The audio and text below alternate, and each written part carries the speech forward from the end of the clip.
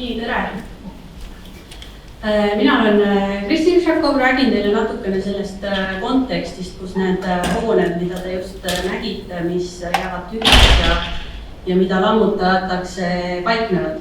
Et juba siin eelkõneleja väga kenasti illustreeris neid tulevikuprojektsioone mahu osas. Palju neid hooneid võiks välja langeda. Nüüd nii Rahandusministeerium kui Majandus-Kommunikatsiooniministeerium on tegelikult selle teema uurimisega alustanud just pilootprojektide kaudu juba kuskil 3 aastat tagasi, kus siis esimesena tegelikult katsetati seda küsimust, et me teame, et paljudes Eesti omavalitsustes on see rahvaarv langenud viimase 30 aasta jooksul. Me teame, et mitmetes omavalitsustes see ka jätkab langust, aga kuidas see tegelikult on mõjutanud siis seda elukeskkonda, selle elukeskkonna tühjenemist ja ka konkreetsete hoonete tühjenemist. Ja kas me saame leida siis sealt mingisuguseid seoseid ja mustreid, kuidas see rahvaarvu kahanemine, aga siis sellest põhjustatud hoonete tühjenemine täpselt siis erinevates omavalitsustes kujuneb ja mis konkreetsetes põhjustel. Esimesena katsetati siis seda pilootprojekti Kohtla-Järvel ja Lüganuse vallas, kus oli siis ka see Kiviõli maja, mida te just nägite, samamoodi Valga vallas ja siis selles konkreetses uuringus me võtsime siia juurde veel 6 Eesti omavalitsust erinevatest piirkondadest ja tegelikult lisaks on seesama uuring läbi viidud kõigis ülejäänud Ida-Virumaa omavalitsustes siis lisaks Lüganusele ja Kohtla-Järvele. Aga ma liigun edasi siis selle metoodika juurde siis selleks, et sellest uuringust saada kõigepealt oluline, et te saate aru, mis andmeid meil on üldse võimalik selleks kasutada. Ehk siis see, mida siin testimisel kasutatakse, on elektritarbimise andmed. Ehk siis oli hüpotees, mis pärineb Narvast, mida Narva linn on aastaid kasutanud oma elumaa majanduse olukorra jälgimiseks ja see on see, et nad vaatavad, kus eluruumides tarbitakse elektrit ja kus ei tarbita. Ja see piirang on tehtud selline, et me saame selle põhjal aru põhimõtteliselt, et kas see eluruum on siis nagu täiesti kasutusest väljas või on ta näiteks siis hooajalises kasutuses. Meil ei ole nii täpselt pilti, et kes kui palju seal täpselt tarbib, et kas ta on siis, ma ei tea, 1 kord kuus kasutuses või 6 kuud aastas kasutuses või mis seal täpselt toimub. Seal on ka teatud andmekaitseseadused, mis sellist pilti hetkel piiravad, aga põhimõtteliselt me saame aru, kas ta selle uuringu puhul siis 2019 aasta oli kasutuses või mitte. Ja teiselt poolt me panime siia kõrvale siis rahvastikuregistri andmeasustatuse numbrid, need nüüd natukene elektritarbimisest erinevad, nad hindavad seda üle, sellepärast et põhimõtteliselt need arvud tulevad inimestelt endilt. Ja inimesed ütlevad igasuguseid asju, nii et selles mõttes see rahvastikuregistri number on kuskil 25% ulatuses ebatäpne. Kes soovib rohkem selle kohta teada, ma võin teiega pärast rääkida, mis põhjustel siis inimesed ei anna õiget informatsiooni, seda on ka uuritud.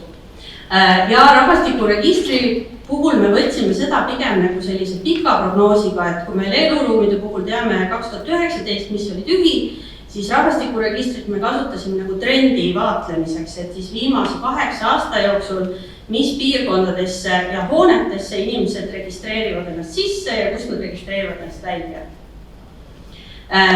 Nii, ma lähen nüüd siis edasi üldiste numbrite juurde. Ehk siis Eestis üleüldiselt 2019 aasta iga 10. eluruum ei olnud kasutuses. Ja need numbrid on natukene erinevad siis korterelamute ja 1-2 pereelamute puhul, ehk siis korterelamute puhul see number on enam sama, et iga 10. eluruum korterelamus ei ole kasutuses ja 1-2 pereelamute puhul on see natukene kõrgem. Siin võib-olla mängib ka rolli siis hoonete kasutamine suvemajade ja suvilatena, aga ta nüüd ei, kuna meil hooajaline kasutus on selles mõttes välistatud, siis seal on tõenäoliselt mingisugused muud põhjused. Näiteks Ida-Virumaa puhul on hästi palju Vene Föderatsiooni kodanikke, kes seal kinnisvara omavad, kes siis erinevatel põhjustel neid eluruume ei ole aastaid kasutanud ja praeguse poliitilise olukorra tõttu on see veel tõenäolisem, et nad ei kasuta neid ka järgmistel aastatel, sest neil ei ole nendel enam ligipääsu. See on nüüd siis üldine elektritarbimise põhine tühjenemise pilt, mis meile avaneb. Ma natukene löön selle lahku siin omavalitsuste pildis siis erinevate protsentide kaupa, et siin alumisel real on siis kõik need, kus see tühjenemise osakaal on suurem. Kui te nägite siin enne seda viidatud Lauri Lihtmaa koostatud kaarti siis kinnisvara hindadest, eks ju, siis ega siin nüüd mingit tohutu suuri erinevusi ei ole. Põhiliselt me saame välja tuua selle, et me näeme sellist diagonaalset vööd, mis Eestit läbib. Siukene tühjenemise vöö ja ühele poole jääb siis nagu selline Tartu linnapiirkond ja teisele poole jääb Tallinna linnapiirkond ja siis seal keskel on siis tühjenemine ja siis on veel sellised eraldi ekstreemsed äärealad, kus on need numbrid veel kõrgemad. Nüüd tühjenemisega on see häda, et sageli meile see omavalitsuse üldine number ei ütle mitte midagi selle kohta, mis seal elukeskkondade sees toimub, et kus siis midagi täpselt tühjeneb. Ja ma korra käin siin läbi lihtsalt selle, et me need andmed jaotame eraldi siis kihtideks läbi selle, et me seome need siis ehitisregistriga ja me saame sealt siis jaotada seda tühjenemist ka erinevate üksuste kaupa. Siin on siis asustusüksused, asustusüksuste puhul, siin on nüüd jällegi Ida-Virumaa näide, me saame vaadata siis täpsemalt, et mis asustusüksuses meil nii-öelda punast annab. Ja sealt me saame omakorda veel täpsemalt minna sisse, siin uuringus me siis kasutasime H3 kuusnurkvõrku just sellepärast, et kuna me tahtsime ka üksikelamute andmeid kasutada, siis andmekaitse inspektsiooniga olid siin teatud piirangud, et me sellest üksikelamute puhul täpsemaks ei saanud minna, aga see ikkagi mingisuguse pildi sellest, kus see probleemne piirkond on, annab. Ja korterelamute puhul me saame siis minna tegelikult hoone tasandile välja, kus me siis näeme konkreetseid numbreid, et mitu eluruumi seal korteris on asustamata. Ja selles ka seisnes see töö nende omavalitsustega, et me valideerisime neid andmeid, sest arusaadavalt on eluruume üle Eesti väga palju. Ja selleks kas siis aru saada, kuidas need andmed siis tegelikult kajastavad, me ka käisime need omavalitsused läbi ja vaatasime, et kas kui meie andmed ütlevad, et see on tühi, kas ta on siis tegelikult ka tühi ja siis ka selgitada neid erinevaid põhjuseid, miks ta siis tühi on. No siin mõned näited, muidugi erinevad töölisasulad, mis praeguseks on oma sellise peamise funktsiooni kas minetanud või see on hääbumas. See on, ütleme ka ülejäänud Euroopas selline suhteliselt tavapärane tühjenemise kontekst olnud ja ta Eestis peab täpselt samamoodi paika. Siis meile avanesid ka sellised palju huvitavamad pildid, mis on üldiselt siis iseloomustavad erinevaid väikelinnalisi keskuseid.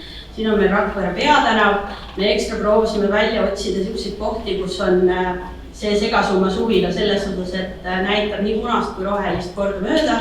Et Rakvere peatänav oli siis üks kõige markantsem näide, kus olid kasutuseshooned ja kasutusest väljashooned, mida siis mingil põhjusel ei kasutata. Et see ei tähenda seda, et Rakvere tühjeneb, aga see lihtsalt tähendab seda, et me näeme, et nad ei ole kasutuses.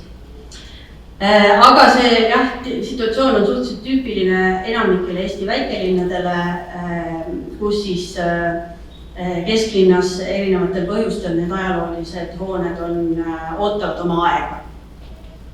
Ja siis me proovisime leida ka eraldi selliseid piirkondi, kus tundub, et midagi on toimimas, ehk siis toimumas, et ümberringi on tühjus või tühjenemine, aga siis kuskil on täiesti täis maja ja näiteks siin saab proovida leida seoseid siis ka renoveerimistega, mis siin pildil on siis ka näha, et kuskil on mingisugused sädeinimesed, kes on siis ennast kokku võtnud ja hoiavad seda kohalikku elu üleval ja siin saab siis ka vastavalt seda tegevust toetada või võimendada või vaadata, kas seda saaks siis laiendada ülejäänud sellele piirkonnale, sest väga kurb juhus on see, kui need majad jäävad siis üksi ja see ümbrus lagunebki ära ja need jäävad nagu sellest ülejäänud keskusest eraldi seisvaks. Nüüd ma räägin natukene siia juurde tühjenemise trajektooridest ja selle all ma mõtlen siis seda sama rahvastikuregistri andmeid ja selle muutumist. Ja sealt meile on avanenud natuke teistsugune pilt. Ja siis kui me vaatame viimast 8 aastat, siis tegelikult registreeritakse ennast igale poole sisse. Igasse omavalitsusse registreeritakse inimesi juurde.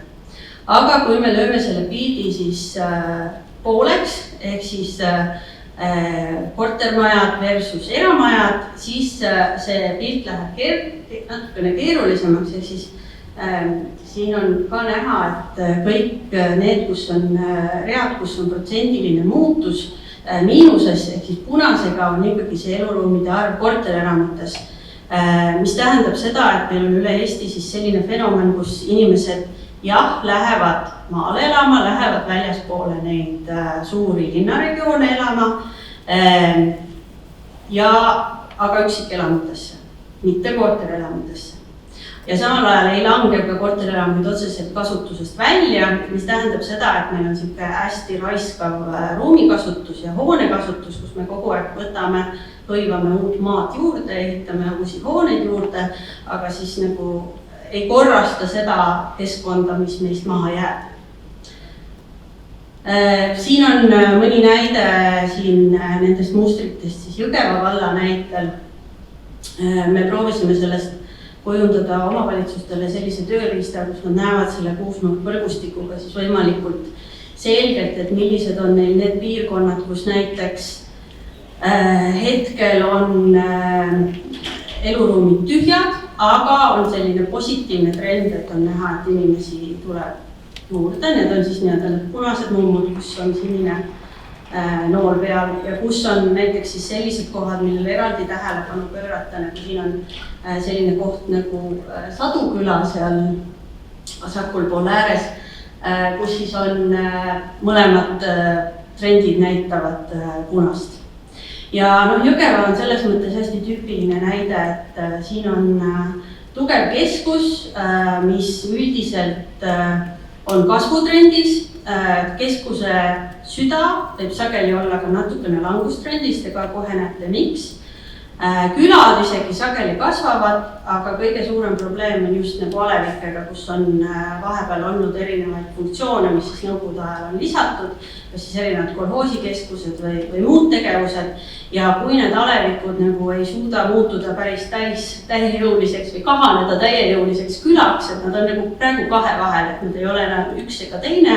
Ja seal on üldiselt ka see koht, kus me leiame kõige rohkem neid tühjenevaid eluruume. Ja nüüd natukene hoonetest, mis ma tean, et teid kõige rohkem huvitab, eks ole. Et vaatasime ka siis hoonete osas seda asustatust ja siin võib-olla kõige suurem leid on see, et mida vanem on hoone, seda kõrgem on asustamata eluruumide osakaal. Ja samamoodi, mida väiksem on hoone, seda rohkem on asustamata eluruume. Ja seal ei ole isegi vahet, mis kümnendil on ta ehitatud, vaid seal nagu see tühjenemine lööb kõige raskemalt põhimõtteliselt meie vanemaid korterelamuid, ehk siis meie pärandit väga suuresti ja samamoodi kogu seda inimmõõtmelist elukeskkonda, mis ei ole sellised väga kõrged, suured korruselamud, mis on seal hiljem juba nõukogude ajal ehitatud. Ja siis see on üks teema, millele kindlasti tulevikus tähelepanu pöörata. See on asustatuse seis siis praegu 2019. aasta seisuga. Kui me paneme sellele juurde, siis tegelikult need trajektoorid ja ma vabandan, et siin nii väike on, aga vaatame, võib-olla siin on natukene parem, see on Türi valla näide, et ta näitab seda sama trendi. Siis me olenevalt piirkonnast näeme seda, et kuigi see vanem elamufond ja väiksem elamufond on tühi, siis sinna ikkagi üldjuhul tilgub natukene rahvast juurde. Aga kus näitab ainult negatiivset trendi, ehk siis ärakolimist, väljaregistreerimist, on siis nõukogudeaegsed korterelamud. Ja seal nii siis 60-ndate, 70-ndate, 80-ndate korterelamud. Ja see on ohtlik trendisignaal, sest meil on väga palju seda elamufondi, ta on kõik ühetaoline. Ja kui teda langeb väga suures osas korraga välja, siis see on tõesti selline tuleviku väljakutse, millele me peame mõtlema. Kuidas neid piirkondi hoida, kuidas neid renoveerida, kas neid saaks ka kuidagi mitmekesistada, kui on tõesti aru saada, et meil ei ole nii palju sellist tüüpi elamufonde enam vaja või me ei soovi sellistes kohtades elada. Siin on ka mõned näited, siis näiteks Türi valla puhul need asustamata eluruumid olid näiteks siis sellistes majades, nagu näidatud Türi linnas, pigem siis need vanemad pisikesed korterelamud ja Kavalas ja Kahalas siis sellised erinevatest kümnenditest kolhoosikeskused.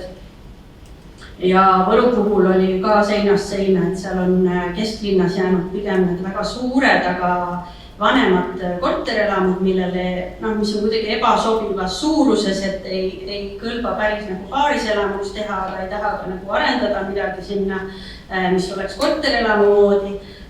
On näha ka sellist negatiivset trendi šokade osas. Et natukene siin tuleb nagu rõhutada, et iga omavalitsus, millega me töötasime, jah, meil on üldised mustrid, aga natukene see trend erineb ja seetõttu tuleb seda alati nagu eraldi vaadata. Nüüd, mida ette võtta, me pakkusime omalt poolt siis välja tööriistad omavalitsustele, kuidas nad saaksid seda olukorda jälgida ja otsuseid teha. Selle puhul me siis jaotasime need erinevad piirkonnad põhimõtteliselt 4 kategooriasse, ehk siis need, kus on kõrge asustamata eluruumide osakaal ja tühjenemine, kus on madal asustamata eluruumide osakaal, aga me näeme, et midagi negatiivse trendina on toimumas. Ja siis pigem need kohad, mis juba täituvad või on juba täis, eks ju, mis ei ole nii akuutsed, millega tegeleda. Ja see on ka siis abiks omavalitsustele oma erinevate tegevuste planeerimisel. Ja muidugi Eesti omavalitsustes väga suureks ja peamiseks väljakutses on muidugi see, et jätkuvalt on väga suur surve neid üksikelamuid juurde ehitada.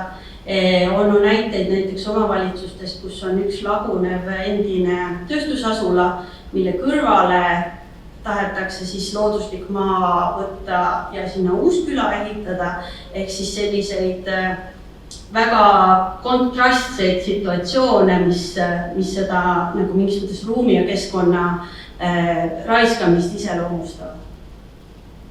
Ja siin ka siis näide nendest erinevatest otsuse tööriistadest omavalitsuste jaoks, mis toob välja siis need erinevad riskipiirkonnad, millele eraldi tähelepanu pöörata ja me katsetasime siin ka siis võimalustega näiteks vaadata, kas omavalitsuses on suuremaid hoonete kobaraid, mis kõik koos tühjenevad, või kas näiteks nende kobarate suurus on siis vähenemas või suurenemas vastavalt, et kas see probleem on kuidagi lahenemas või on seal abi vaja.